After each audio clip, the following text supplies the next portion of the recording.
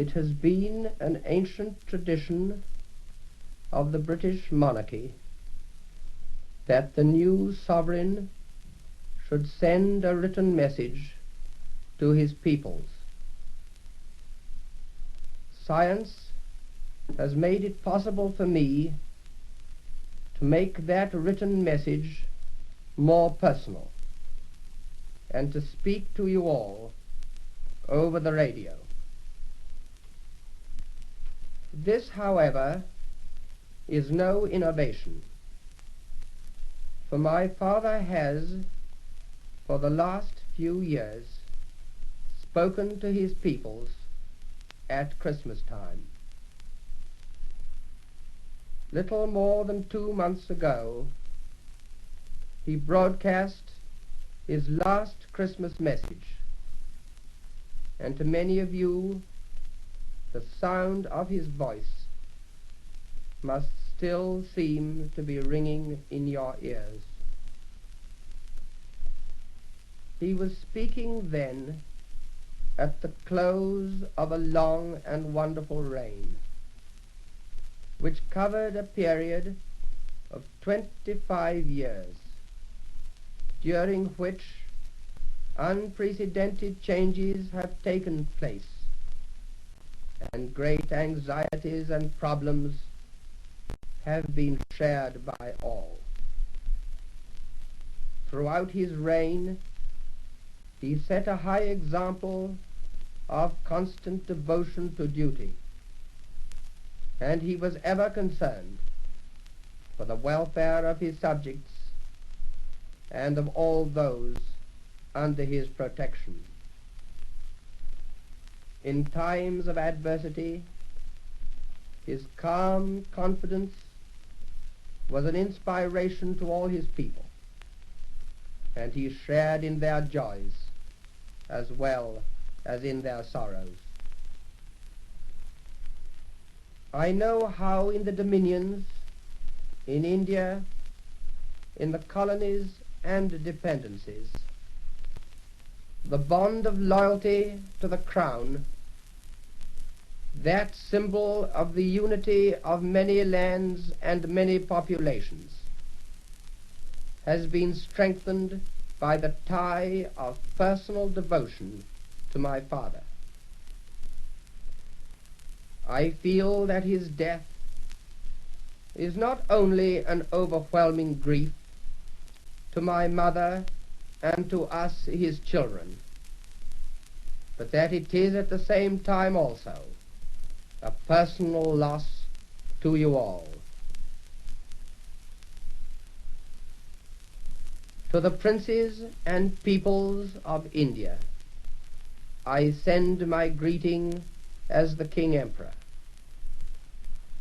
The manifestations of your sorrow and of your loyalty at this time have been a source of deep gratification to me.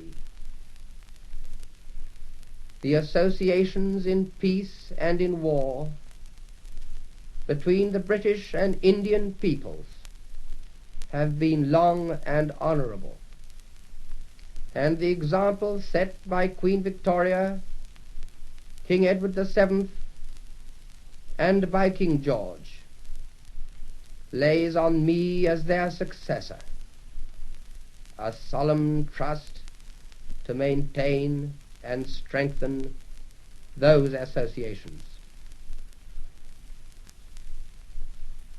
Queen Mary, my family, and myself have been greatly helped by the worldwide tributes of genuine sorrow which we have received from every side.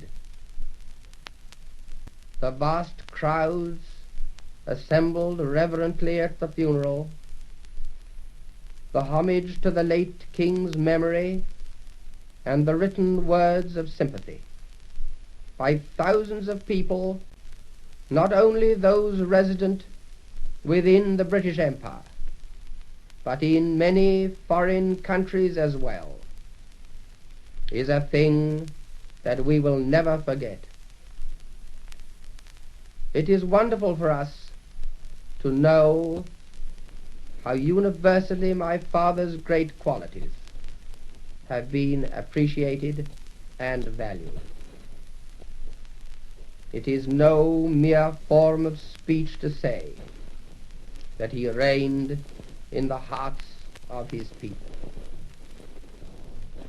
And it was his happiness to know, before he died, that his long years of unstinted service were rewarded by a devotion and an affection so perfectly expressed in the Jubilee demonstrations of last year. It now falls upon me to succeed him and to carry on his work. I am better known to most of you as the Prince of Wales, as a man who, during the war and since, has had the opportunity of getting to know the people of nearly every country of the world under all conditions and circumstances. And although I now speak to you as the king, I am still that same man who has that experience and whose constant effort it will be to continue to promote the well-being of his fellow men. May the future bring peace and understanding throughout the world, prosperity and happiness to British people, and may we be worthy of the heritage which is ours.